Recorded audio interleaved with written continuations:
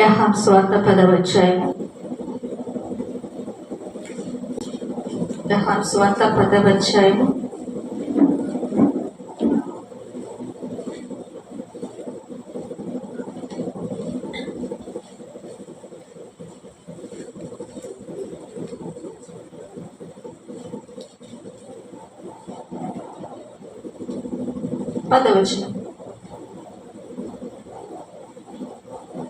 యోహాను సువార్త 10వ అధ్యాయం 10వ వచనం.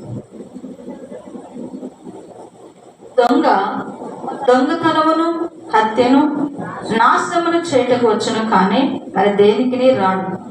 గొర్రెలకు జీవము కలుగుటకును అది సమృద్ధిగా కలుగుటకును నేను వచ్చిందనని మీతో నిశ్చయముగా చెప్పుచున్నాను. నేను గొర్రెలకు మంచి కాపరిని. మంచి కాపరి గొర్రెల కొరకు తన ప్రాణం పెట్టును. జీతగాడు గొర్రెల కాపరి కాడు. కనుక గొర్రెలు తనవి కానందున తోడేలు వచ్చిన చూచి గొర్రెలను విడిచిపెట్టి పారిపోవును. తోడేలు ఆ గొర్రెలను పట్టి చెదరగొట్టును. జీతగాడే కనుక గొర్రెలను గురించి లక్ష్యము చేయక పారిపోవును. నేను గొర్రెల మంచి కాపరిని. తండ్రి నన్ను ఎలాగూ ఎరుగును, నేను తండ్రిని ఎలాగూ ఎరుగుదును, అలాగే నేను నా గొర్రెలను ఎరుగుదును. నా గొర్రెలు నన్ను ఎరుగును, మరియు గొర్రెల కొరకు నా ప్రాణం పెట్టుచున్నాను. ఈ దొడ్డివి కాని వేరే గొర్రెలు నాకు కలవు. హల్లెలూయా, హల్లెలూయా. కొంచెం గట్టిగా చెప్దామా? ఇంకొంచెం గట్టిగా.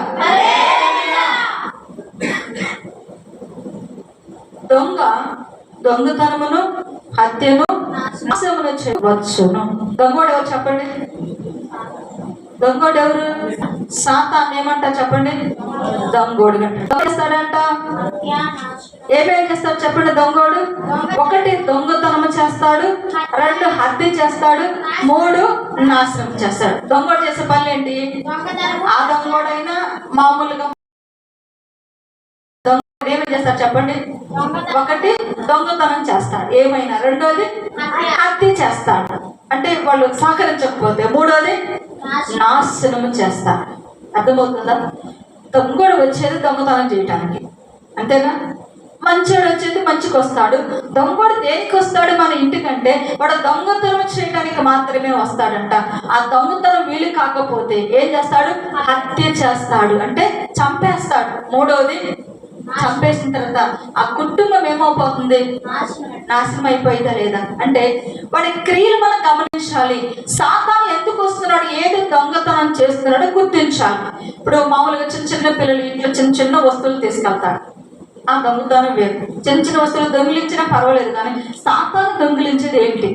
మన ఇంట్లో గ్లాసులు, చెంబులు, ఏమంటారు, గిన్నెలు, ఇవన్నీ తీసుకెళ్తారా? ఏం తీసుకెళ్తారు చెప్పండి? మామూలుగా సాతాను ఏం తీసుకెళ్తాడు? ఒకవేళ మన ఇంటికి దొంగతనానికి వచ్చాడు సాతాను, ఏం తీసుకెళ్తాడు? నీ మీరు వాళ్ళ డబ్బులు ఏం తీసుకెళ్తాడా? బంగారం ఏం తీసుకెళ్తాడా? ఇంకేం తీసుకెళ్తాడు? మంచి పట్టు చెరువుని తీసుకెళ్తాడా? మంచి సామాను ఏం తీసుకెళ్తాడా? ఏం తీసుకెళ్తాడు వచ్చాడంటే? సాతాను మన ఇంటికి దొంగతనానికి వస్తే ఏం తీసుకెళ్తాడు? ఏం తీసుకెళ్తాడు చెప్పండి? అది ఏం తీసుకెళ్తాడు? గ్లాసా, స్పూనా? ఏం తీసుకెళ్తాడు?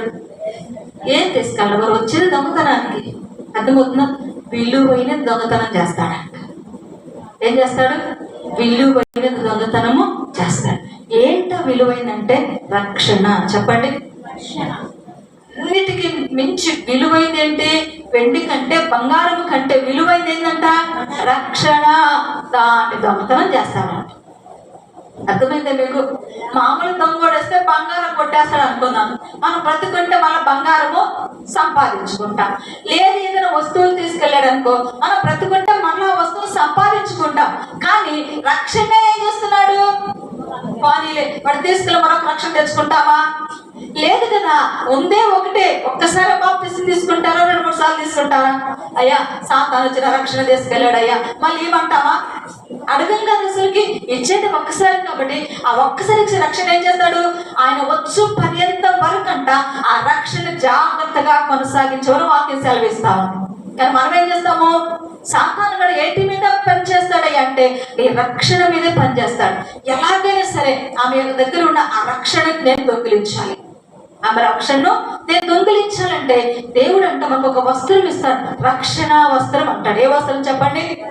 ఏ వస్త్రం జోలికి వెళ్ళడు, కానీ రక్షణ వస్త్రం జోలికి వెళ్తాడు. ఆ వస్త్రమే దొంగిలించిన తర్వాత మనం ఏమవుతాము? దిగ్గంబరి, మీకు రక్షణ లేదు అంట. పరలోకి వెళ్ళాలంటే మనకి ఏం కావాలి? రక్షణ ఉండాలి. ఆ రక్షణ వాడికి కొట్టేశాడు. సాతానుడు రక్షణ కొట్టేసిన తర్వాత, అయ్యా నేను రక్షణ పొందాను, కావాలంటే మా ఊర్లో పలానా వాళ్ళని అడుగు, పలానా వాళ్ళు బాగా తీసుకొచ్చారు, పలానా దిగారయ్యా, పలానా వాళ్ళు సాక్ష్యం చెప్తా, కరెక్టే. కానీ ఏం లేదు, ఇచ్చిన మాట వాస్తవేనమ్మా, కానీ ఏం లేదు దగ్గర రక్షణ వస్తువు. సరే ఉంటే చూపించే రక్షణ వస్తువు ఎక్కడ ఉంది? అది ఎప్పుడు పోయిందో మనకి తెలియట్లేదు. అందుకంటాడు రక్షణ లేకుండా కాక మనం ఏమీ చేయలేము. ఆ రోజు కడగబడ్డావు, కానీ నీ జీవితంలో ఆయన వచ్చి పర్యంత వరకు ఆ రక్షణ జాగ్రత్తగా కొనసాగి ఎందుకు చెప్పాడు? ఇలాంటి దొంగలు ఉంటారు కాబట్టి జాగ్రత్తగా ఉండాలి. దొంగలు ఉంటారు. ఇప్పుడు రైల్వే స్టేషన్లో అక్కడక్కడే బస్ స్టాండ్లో ఏం చెప్తారు చెప్పండి? దొంగలు ఉన్నారు, జాగ్రత్త, మీ సామాన్లు జాగ్రత్త, మీ పిల్లలు జాగ్రత్త, మీ వస్తువులు జాగ్రత్త అని చెప్తాడా లేదా? మరి భూ సంబంధాల వాటి మీద అంత జాగ్రత్త ఉన్నప్పుడు పరస్తంభన రక్షణని ఎంత జాగ్రత్తగా కొనసాగించాలంటారు చెప్పండి? అవునా కదా? ఇవి పోగొట్టుకుంటే మరలా మనం దొరుకుతాయేమో, కానీ రక్షణ పోగొట్టుకుంటే మరలా మనకి దొరకడం కష్టం. అందుకే ప్రతిరోజు మనం ఏం చేయాలంట? జ్ఞాపకం చేసుకోవాలంట. నిజంగా నా రక్షణ సాతాను ఏమని దొంగిలించాడా? నా దగ్గర ఉందా? రక్షణ వస్త్రము పోయింది అంటానికి, అంటే నా దగ్గర లేదు అంటానికి కొన్ని క్లూలు చెప్తాం. రక్షణ వస్త్రం లేనివాడు ప్రార్థన చేయలేడు. మీకు కొన్ని ఏమంటే బండ గుర్తులు అంటాం కదా, అర్థమవుతుందా? నా దగ్గర మనం ఏమనుకుంటామంటే రక్షణ వస్త్రం మన దగ్గర ఉంది అనుకుంటాం, ప్రభులో ఉంటాం, కానీ లేదు. నీకు ఎప్పుడు తెలిసిందే అంటే ఎప్పుడైతే నువ్వు ప్రార్థన చేయలేవో నీ దగ్గర ఏం లేదు చెప్పండి? రక్షణ వస్త్రం నువ్వు కోల్పోయిందంటే ఇది పెద్ద బండ గుర్తు, ముద్దు గుర్తు అంటాను చూడండి. ప్రార్థన ఎప్పుడైతే నువ్వు చేయకుండా మానేస్తావో, ఎప్పుడు నీకు నచ్చినప్పుడు నువ్వు 3 మాటలు చేసుకుంటావో నీ దగ్గర ఏ వస్త్రం లేదు? రక్షణ వస్త్రము. హల్లెలూయా. రక్షణ వస్త్రం ఏం చేస్తాడు? ప్రార్థన చేస్తాడు. ఏం చేస్తాడు? ఏ కొంచెం సమయం దొరికినా కూర్చొని ప్రార్థన చేస్తాడు. ఇంటి దగ్గర కానీ, పొలాల్లో కానీ, లేదా మందిరంలో కానీ, ఏ సమయం కొంచెం దొరికినా కానీ ఆ సమయాన్ని ఏం చేస్తాడు? నేను ప్రార్థన చేసుకుంటాను. నేను ప్రార్థనలు ఇంకా ఎదగాల ఆశ కలిగిన వాడు ప్రార్థన చేస్తూ ఉంటాడు. ఎందుకు? అతని దగ్గర రక్షణ వస్త్రం ఉంది కాబట్టి. రక్షణ వస్త్రం లేనివాడంట ప్రార్థనే చేయలేడు. ఒకవేళ మనకు ఆశ ఉన్నా, ఎందుకు? ఆ వస్త్రం లేదు, కప్పుకు. ఇప్పుడు బాగా ఎండ ఉందమ్మా, అన్ని పక్కన అక్కడక్కడ ఏమంటారు ఇలా చిల్లులుగా ఉన్నాయి అనుకుందాం. ఇప్పుడు ఎండలోకి వెళ్తున్నాం, బాగా ఎండ వస్తూ ఉంది, అక్కడక్కడ చిరిగిపోయిన చోట ఎలా ఉంటుంది చెప్పండి? మంట మండిందా లేదా? అలాంటి సభలు మనకి ఏం కావాలని కోరుకుంటాము? ఒక మంచి వస్త్రం ఉంటే ఈ ఎండ దాటికి తప్పించుకుంటాను కదా అనుకుంటాం, అవునా కదా? ఇప్పుడు మనం కూడా ప్రార్థనలో కూర్చోవాలంటేనంట నీకేం గుర్తుకు రావాలి? ఆ వస్త్రము కనుక ఉంటే ఎన్ని సమస్యలు వచ్చి నేను జయిస్తాను. ఎండలాంటి తీవ్రమైన సమస్యలే నీ ముందున్న రక్షణ వస్త్రము కనుక నీ దగ్గర ఉంటేనంట ఏం చేస్తాం? మనము జయిస్తాము. లేదా వరద లాంటి సమస్యలు నేను ఆ రక్షణ వస్త్రం నీ దగ్గర ఉందని ఏం చేస్తావు? మీరు జయిస్తారు అంటారు. ఆ వస్త్రమే లేకపోతే ఎండకి ఎండాలి, వానికి తడవాలి, ప్రతి దాని చలి కూడా వణుకుతూ ఉంటారు. నాకేంటంటే ఆ వస్త్రం ఎప్పుడో నువ్వు పోగొట్టుకున్నావు. ఆ వస్త్రం నీ దగ్గర ఉంటేనంట దేనికి నువ్వు భయపడవు. హల్లెలూయా. అందుకే దొంగోడు మొట్టమొదటి చేసేది ఏంటంటే నీ రక్షణ వస్త్రాన్ని అంటే తీసేసుకుంటాడు. తీసుకున్నాక ఇక్కడ భక్తి చేయలేవు, ప్రార్థన చేయలేవు. ఏదో నామకార్థంగా వచ్చామా వెళ్ళామా, ఈ రోజు ప్రార్థన ఉంది రావాలి, అంత మటుకే తప్ప నువ్వు సరిగ్గా భక్తి చేయాలి, ప్రభు కొరకు బ్రతకాల ఆశ నీలో ఉండదు. ఎప్పుడుకో మనకు నచ్చినప్పుడు వస్తాం. అర్థమవుతుందా? రక్షణ వస్త్రం ఉన్నవాడు టైంకి వస్తాడంట, జాగ్రత్తగా వాక్యం అన్ని విషయాల్లో కరెక్ట్ గా ఉంటాడు. ఎందుకని నా దగ్గర ఏముంది? రక్షణ వస్త్రం ఉన్నందువలన వాడు అన్ని విషయాల్లో కరెక్ట్ గా సమన్వయం పాటిస్తాడు. లేని వాడు ఏం చేస్తాడు? వాడి ఇష్టం ఎప్పటికైనా కావచ్చు, ఎప్పటికైనా వెళ్ళొచ్చు. అర్థమవుతుంది మీకు? రక్షణ వస్త్రం ఉన్నవాడికి లేనివాడి తేడా ఏంటి?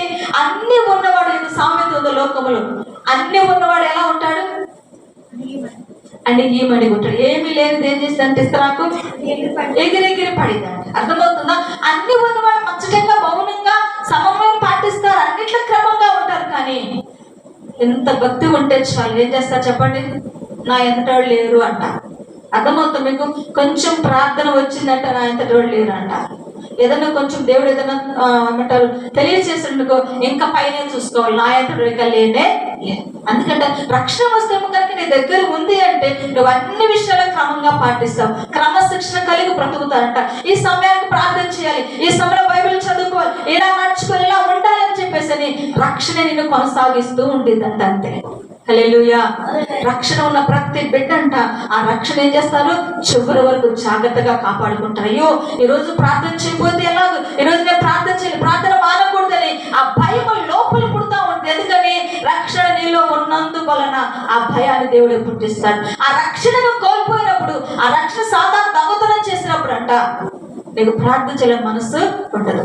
చేసుకుందాంలే, చేద్దాంలే, ఇంకాసేపు ఆగుదాంలే, రేపు చేద్దాం, రేపు వెళ్దాంలే, ఇలా వాయిదాల మీద వాయిదాలు వేసుకుంటావే తప్ప ప్రార్థనలో కూర్చొని మనసు నీలో ఉండదు. హల్లెలూయా, హల్లెలూయా.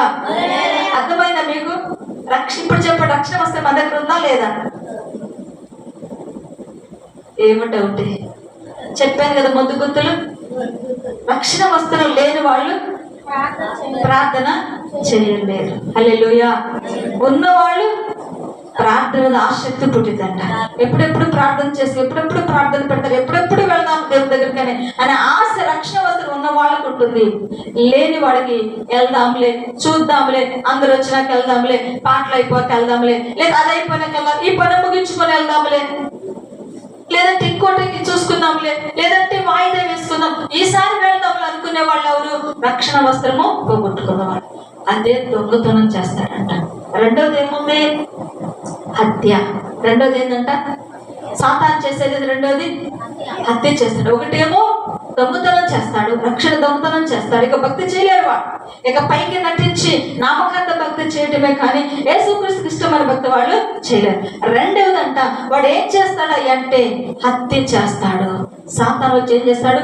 హత్య అంటే కత్తితో చంపటం కాదు, మన ఆత్మీయత జీవితాన్ని హత్య చేస్తాడు. ఇక దేనికి పనికిరానట్టుగా ఉంటారు. కొంతమంది చూడండి, మొదట చాలా మంచిగా దేవునిలో బాగా ఎదుగుతారు, బలపడతారు, అమ్మ ప్రార్థన కంటే వీళ్ళని చూసి నేర్చుకోవాలన్నట్టుగా ఉంటారు. మొత్తలు క్రమేపీ క్రమేపీ క్రమేపీ ఎలా ఉంటారు జీవితం చెప్పండి? చల్లారిపోయి చచ్చుబడిపోయి ప్రార్థన వెళ్దాంలే, చూద్దాంలే. ఎందుకని వాళ్ళ ఆత్మీయ జీవితం ఏమైపోయారు? ఎప్పుడో చచ్చిపోయారు. బ్రతుకున్నవాడు నడుచుకుంటూ వస్తాడు, చనిపోయిన వాడు రాలేడు. అర్థమవుతుందా? నా బాగలేదులే, నేను రాలేదు అంటాడు. ఎందుకని వాడు ఆత్మీయత జీవితం ఎప్పుడో చనిపోయింది. ఆత్మీయతలు ఎప్పుడు ఏమయ్యాడు చెప్పండి? చనిపోయాడు. ఒకప్పుడు బాగా వెలిగించబడ్డాడు, ఒకప్పుడు బాగా మన్నించబడే వ్యక్తి కొంతకాలానికి ఏమయ్యాడు? చేతులు కాళ్ళు చచ్చిపెట్టబడి నడవలేని స్థితిలో ఉన్నట్లుగా వీడు భక్తిలో కూడా ఏం చేస్తున్నారు? చనిపోయిన భక్తి వాడు. ఇక ఒకరు భక్తి చేయగలరు. ఎందుకంటే మనం బ్రతికి ఉండి కూడా చచ్చిన వాళ్ళతో సమానం అంటాం. పేరుకు మాత్రం బ్రతికి ఉన్నాము, కానీ మనలో ఏం లేదు చెప్పండి? భక్తి అనేది లేదు. నువ్వు నిజంగా నీకు హత్య చేయబడలేదు, సాతాను చేతిలో నువ్వు ఏమంటారు ఓడిపోలేదంటే నీ భక్తి చాలా మంచిగా ఉంటుంది. కానీ నీ ఆత్మీయ జీవితంలో ఎప్పుడైతే నువ్వు చనిపోయావు, ఏం చేయబడ్డాను?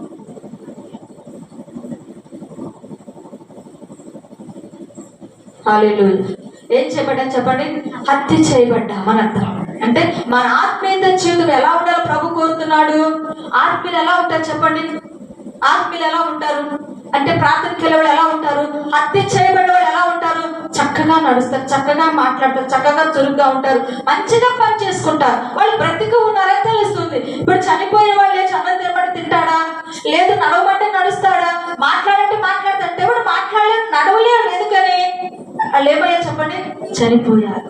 మనము కూడా ఆత్మీయ స్థితిలో చనిపోయామని గుర్తులు ఏంటాయి అంటే నాకు చెప్పాను కదా, సరైన ప్రార్థన ఉండదు, ప్రార్థనకు రాలేము, దేవుడు మాటలు వినాలన్నా వినలేము, అసలు విసుగు పుట్టింది.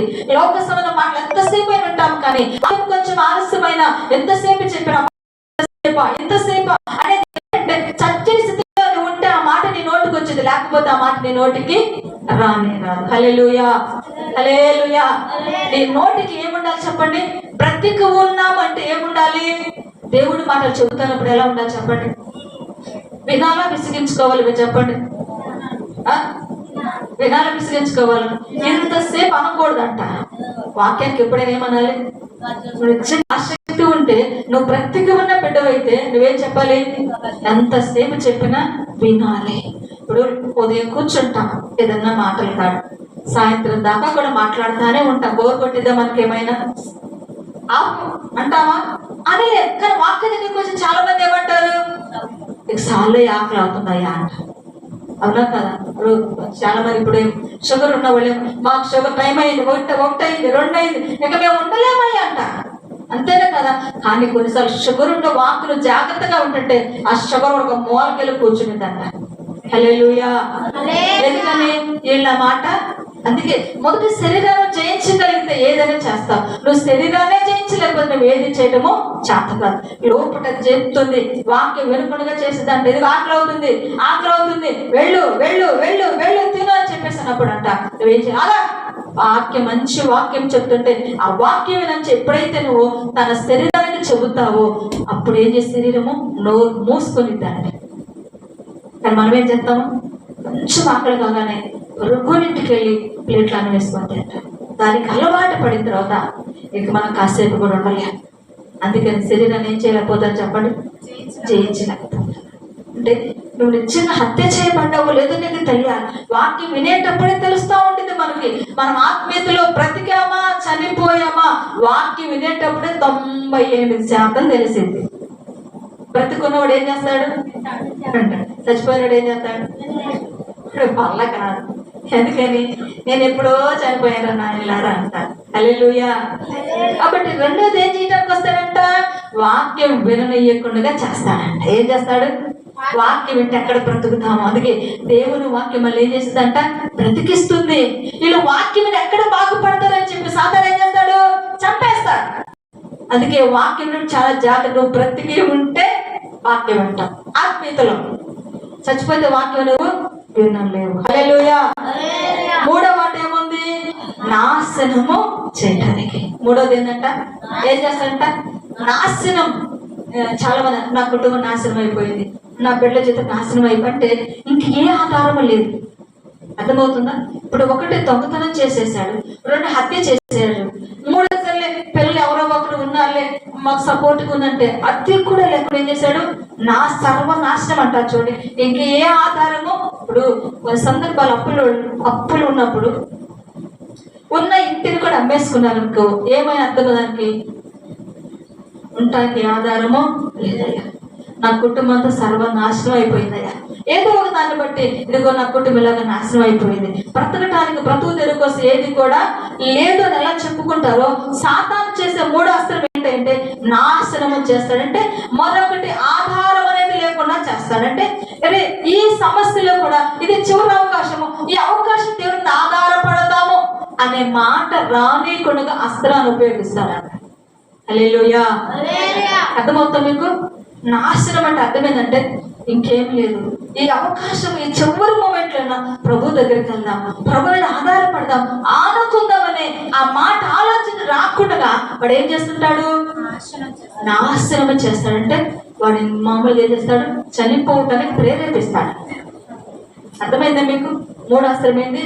నాశనం అంటే వాడికి ఎక్కడొచ్చిన అవకాశం ఉంటుంది, అవకాశాన్ని బట్టి ప్రభు దగ్గరికి వెళ్దాము, ఈ చివరిసారికి నేను ప్రార్థన చేసుకుందాము ఎలా ఉంటుందో అని ఒక ఆలోచనతో వాడు వెళ్తుంటే ఆలోచన రానీకుండా చేసేది ఏంటంట? నాశనం అనే అస్త్రం ఉపయోగిస్తాడు. ఏముద్రే చూసావు కదా, ఇంకేం బాగుపడతావు, ఇంకన్నీ అయిపోయినాయి, నీకు ఇల్లు లేదు, వాకి లేదు, ఎటు చూసిన అప్పులోనే, ఎటు చూసిన అవ్వని, ఎటు చూసిన ఇవ్వని, నీ మాట వింటలేదు, ఇలాకుండా ఇంకా నేను మళ్ళా నువ్వు బ్రతకలేవు అని చిన్న ఆలోచన కూడా రానీయకుండా దేవుడి దగ్గరికి వెళ్ళటానికి కూడా అవకాశం లేకుండా వాడే ఏం చేస్తాడంట? నాశనానికి నడిపిస్తాడంట. హల్లెలూయా. హల్లెలూయా. ఇప్పుడు చెప్పండి, ఈ 3 చేసేది ఎవరు? సాతాను. అర్థమైంది ఇప్పుడు మీకు? అంటే ఏదైనా సమస్య వచ్చింది అనుకుందాం, ఇంకా వేరే ఆప్షన్ ఏమి లేదు. చాలాసార్లు కొంతమంది చివరిసారి చిన్న ప్రార్థన చేసుకుందాం అనుకుంటావా లేదా? అంత అయిపోయింది కదా, ఏదో చిన్న ప్రార్థన చేసుకుందాం, ఈ ఒక్కరోజే కదా మందిరానికి వెళ్దాం అని చాలా అలా అనుకొని బ్రతికిన వాళ్ళు చాలా మంది ఉన్నారు. కానీ అలా అనుకొని పోకుండా నాశనం అయిపోయిన వాళ్ళు చాలా మంది ఉన్నారు.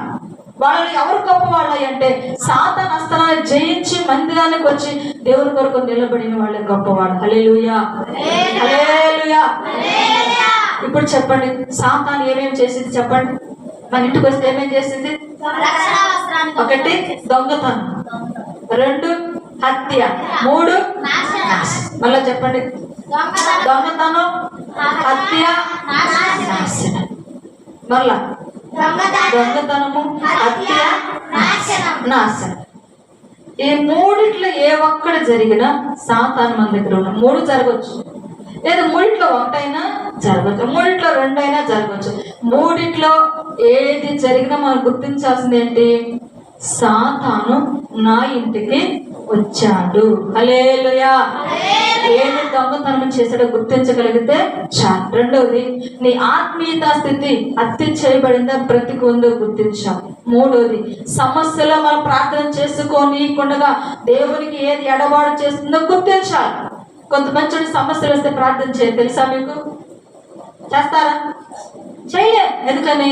ఈ సమస్యలు దేవుడు ఇంత ప్రార్థన చేసేనేమో అన్నాడా కాబట్టి చేయలేమంట. కొన్నిసార్లు అనారోగ్యంతో కొంతమంది చేసేవాళ్ళు ఉన్నారు, కానీ కొంతమంది బాగలేదు ప్రార్థన చేయలేదు, బాగలేదు ప్రార్థన చేయలేదు. అసలు చేయాల్సింది ఎప్పుడు? బాగలేనప్పుడే కదా. కానీ మనం మానేసేది ఎప్పుడు? నువ్వు చూస్తలేదంట ప్రభా, కాళ్ళు నొప్పి, కడుపు నొప్పి, తలనొప్పి, ఈ నొప్పి అనేప్పటి ఆ నొప్పులోనే నువ్వేం చేయాలి? ప్రభా, ఈ నొప్పి తట్టుకోలేకపోతున్నాను, నాకు సహాయం చేయ ప్రభా, వస్తే దేవుడు స్వస్థపరిచేది. కానీ ఏం చేస్తుంటాము? ఆ నొప్పిలోనే నేను రాలేనయ్యా అంటే నాశనానికి నడిపించే మార్గంలో నువ్వు ఉన్నప్పుడు అంట దేవుడికి ఒక అవకాశం ఇస్తాడు, ఈ బాధలో నా దగ్గరకు వచ్చిద్దేమో అని. కానీ మనం ఏం చేస్తాము? ఆ బాధను ఆసారా చేసుకొని, ప్రభా నా కుటుంబంలో సమస్యలు ఉన్నాయా, నా కుటుంబంలో అప్పులు ఉన్నాయా, కాబట్టి నేను రాలేదు, నా మనసు బాగలేదు. ఇంకో విషయం ఏంటి తెలుసా? అసలు ప్రార్థనకు వచ్చేది దేనికి మీరు చెప్పండి? మనసు ప్రశాంతంగా ఉంటా. ఇప్పుడు చాలా మంది హిందువులు గుడికి ఎందుకు వెళ్తారయ్యా అంటే, చాలా మంది అడిగితే వాళ్ళన్న అమ్మా గుడికి వెళ్తే ప్రశాంతంగా గుడిదని, మనసు ప్రశాంతంగా ఉంటే గుడికి వెళ్తున్నామంటారు. ఇప్పుడు మన గుడికి ఎందుకు వెళ్తాం చెప్పండి? మనం కూడా కదా. కానీ చాలా మంది ఉంటారు, మనసు బాగలేదు ప్రార్థనకు రాలేనన్నా, నాకు మైండ్ పోయింది. అర్థమవుతుందా? ఏందమ్మా ప్రార్థనకు రాలేదంటే మనస్సు బాగలేదంట. మనసు బాగలేదు ఎక్కడికి రావాలి? మందిరానికి రావాలి. కానీ వాళ్ళు చెప్పే మాట ఏంటి? నా మనసు బాగలేదు, నేను ఇంటి దగ్గర ఉంటున్నాను. హల్లెలూయా. ఇప్పుడు జ్వరం వస్తే ఎక్కడికి వెళ్ళాలి? కానీ జ్వరం వచ్చి నేను రాలేనంటే జ్వరం తగ్గిద్దా నీకు? ఎందుకంటాడు? సాతాను వేసే ఆ ఉచ్చులను, ఆ వలలను మనం ఏం చేయాలంట? గమనించి గుర్తించాలంట. అందుకే ప్రభు అంటాడు, నా గొర్రెలు నా స్వరాన్ని వింటాయి. సాతాను స్వరాన్ని కాదు, ఎవరి స్వరం అంటే అంట? నా గొర్రెలు నా స్వరము దేవుని మాటనంట తన యొక్క బిడ్డలు గుర్తిస్తారంట. ఇది దేవుని స్వరము అని, ఇది సాతాను స్వరం అని చెప్పేసి దేవుని బిడ్డలు గుర్తిస్తారు. గుర్తిస్తేనే నువ్వు దేవుని బిడ్డవి. హల్లెలూయా. ఇప్పుడు మన స్వరాలు అన్ని ఒక రకంగా ఉన్నాయో చెప్పండి. కళ్ళు మూసుకొని నేను అరిసిన పలానా మరియం అంటారు, కళ్ళు మూసుకొని ఇంకొక ఆమెస్తే పలానామా పలానామా అంటారు. దేన్ని బట్టి? స్వరాన్ని బట్టి. అందరి స్వరాలు ఒక రకంగా ఉంటాయా? గుర్తుపడతామా లేదా? మరి యేసయ్య స్వరాన్ని కూడా మనం ఏం చేయాలి చెప్పండి? రోజు వింటుంటే యేసయ్య స్వరాన్ని, ఇది ఖచ్చితంగా యేసయ్య స్వరమే గుర్తుపడతాం. ఎప్పుడో 10 సంవత్సరాలు ఒకసారి విన్నాం అనుకో, ఏమో ఎవరిదో అంట. అర్థమవుతా మీకు? ప్రతిరోజు నువ్వు యేసయ్య స్వరాన్ని ఏంటంటే ఇది యేసయ్య స్వరమే నువ్వు గుర్తిస్తావు. 10 సంవత్సరాలు ఒకసారి నువ్వు యేసయ్య స్వరం విన్నావు అనుకో, అది ఎవరి స్వరం అని గుర్తించలేమంట. కానీ ప్రభు అంటాడు, నా గొర్రెలు నా స్వరము వింటాయి. అంత నమ్మకం ఉంది యేసయ్యకి మన మీద. ఎందుకని? ప్రతిరోజు నా గొర్రెల స్వరం వింటనే ఆయన అనుకుంటాడు. కానీ మనమేమనుకుంటాము? ప్రతిరోజు నీ స్వరం వేడంటున్నాను ప్రభు. ఎంత రోజు మనం వింటుంది ఏ స్వరము? సాతాను స్వరమే వింటాను. వాడిని బాగా గుర్తుపడతాం, కానీ యేసయ్యని గుర్తించలేదు. తెలుసా మీకు? ఇప్పుడు నల్ల బొడ్లు వేసుకొని వచ్చడానికి కళ్ళకి ఏమంటారు? టక్కని చెప్పండి. 2 కొమ్ములు తీసుకొని వచ్చడానికి ఏమంటారు? రకరకాల రూపాలు వచ్చడానికి ఏమంటారు చెప్పండి? మరి యేసయ్య ఎన్ని రూపాయలు వస్తాడు మీరు చెప్పండి? సాతానికి అన్ని రూపాయలు ఉంటాయి, యేసయ్యకి ఎన్ని రూపాయలు ఉంటాయి అంటారు? కొనయా లేవా? కానీ యేసయ్య రూపాయలు గుర్తిస్తామా? చెప్పులకి మనం మప్పి పెట్టడానికి సాతానంట తెల్ల గుడ్డ కూడా వేసుకొని వస్తాడంట. మనం ఏం చేస్తాము? తెల్ల గుడ్లు వచ్చినాయి అంటే ఎవరు? అర్థమవుతుందా? వెలుగుదూత అంటారు. వాడికి ఒక పేరు పెట్టుకున్నాడు, ఏమైనా వెలుగుదూత. వాడు కూడా నాకు కూడా వెలుగుందని అంటారంట. వాడి వెలుగంతా అది చిక్కని మెరిసేలా పోతుంది, కానీ యేసయ్య వెలుగు అలాగే నిలిచి ఉంటుందంట. మనం మోసపోయేది రెండు చోట్ల. ఒకటి తెల్లని వస్త్రాలు కనపడగానే ఇంకేముంది యేసయ్య, ఏదైనా ఎల్లు కనపడగానే అది కూడా యేసయ్య. అందుకని నా గొర్రెల స్వరం పెట్టి అంటాడు. నువ్వు వెలుగుదూత చూసి యేసయ్య అనుకుంటున్నావు, తెల్లని వస్త్రాలు చూసి ఏమనుకుంటున్నావు? దేవుడి దేవుని దూత. అంటే ఇందులో నువ్వు పర్ఫెక్ట్గా గుర్తించాలంట. వెలుగుదూత ఎవరు, యేసయ్య ఎవరో గుర్తించగలిగితే చాలు. వాడు ఎన్ని రూపాయలు వేసినా వాక్యము కనుక నీలో ఉంటే ఖచ్చితంగా గుర్తుపడతావు అంట. వాక్యం లేకపోతే మనం ఎవ్వరు గుర్తుపడలేదు. అర్థమవుతుందా? మనవాళ్ళు ఏదైనా వేషాలు వేసుకొని రంగులు పూసుకొని వచ్చారనుకో గుర్తుపడతాం. మీరు చెప్పండి. స్వరం మార్చి మాట్లాడారనుకో, ఇస్సాకు అంతటి వాడే వాళ్ళ బిడ్డ స్వరాన్ని ఏం చేయలేకపోయాడు, గుర్తుపట్ల. తన శరీరాన్ని గుర్తుపట్ల, స్వరాన్ని మార్చేశాడు, గుర్తుపట్ల. మరి మనము మన పిల్లలు మార్చి ఫోన్ చేశారు కొన్నిసార్లు, అసలు ఎవరురా అంటావా లేదా? రోజు వాడితో మాట్లాడుతున్నా ఆ స్వరం ఎప్పుడైతే మార్చి మనం ఫోన్ చేస్తాడో ఎవరురా నువ్వు అంటావు. అర్థమవుతుందా? అందుకంటే దేవునితో నువ్వు మాట్లాడు, దేవుని స్వరం ప్రతిరోజు వింటూ ఉంటేనంట ఖచ్చితంగా గుర్తుపడతావు. ఎందుకు? వాక్యము నీలో ఉంటే ఖచ్చితంగా ఈ స్వరం ఎవరిది, ఈ వేషం ఎవరిది, ఈ వేలిక ఎవరిదో గుర్తించగలవు. నీ హృదయంలోది వాక్యం లేకపోతే అందరూ దేవుడితోనే పోల్చుకుంటావంట. హల్లెలూయా, హల్లెలూయా, హల్లెలూయా. కాబట్టి నా గొర్రెలు నా స్వరము వినును. వింటున్నామా? ఆయన స్వరాన్ని వింటున్నామా? ఎలా వింటుందని చెప్పండి. వాక్యం వింటున్నప్పుడు మన హృదయం ఏకాలు చెప్పడం, వాక్యము నాటబడాలి. ఇప్పుడు నిద్రపోయేటప్పుడు లేచినామా, ఈరోజు ఏ వాక్యం చెప్పారమ్మా అంటే టక్కని చెప్పగలిగే స్థితిలో నువ్వు ఉండగలిగితే చాలు. మీరు నాకు వాక్యం చదవడం రాదు కదా అంటారు. సరే, అది రాలేదు, వాక్యం చెప్పేటప్పుడు జాగ్రత్తగా వినాలా లేదా? ఈ రోజు ఏం చెప్పారమ్మా అని నిద్రలో లేపినా టక్కన కూర్చొని చెప్పాలంట. ఇది చెప్పారు, ఇలా చెప్పారు, ఇలా చెప్పారా చెప్తాం. అదైనా ఒక ముక్క అందులో ఒకటి గుర్తు పెట్టుకుంటామంటే. హల్లెలూయా, హల్లెలూయా. అందుకన్నా దేవుని వాక్యము నీలో ఉంటే అది ఎప్పటికీ నీరు కట్టిన తోట వలె ఫలిస్తూ ఉంటుందంట, ఫలభరితంగా ఉంటుందంట.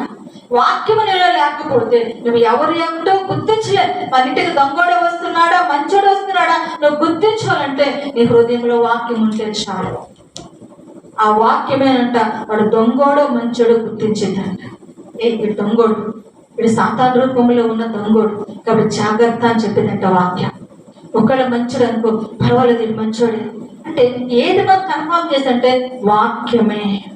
ఆ వాక్యం ఎంత జాగ్రత్తగా విని గుండెలో భద్రపరుచుకుంటావో అంత జాగ్రత్తగా వాక్యాన్ని ఏం చేస్తావంట, ఫలింపు నీలో జరుగుతుందంట. హల్లెలూయా, హల్లెలూయా.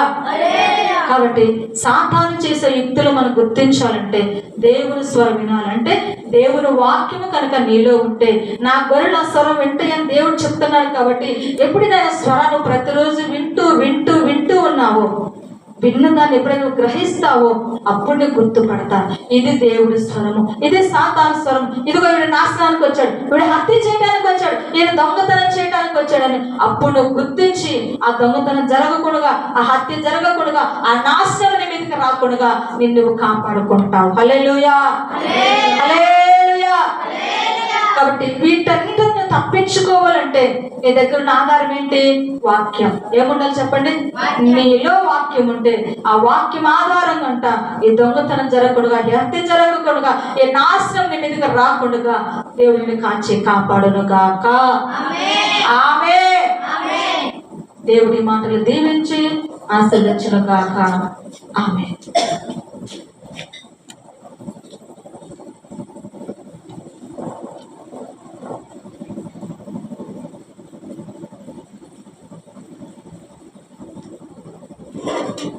Sama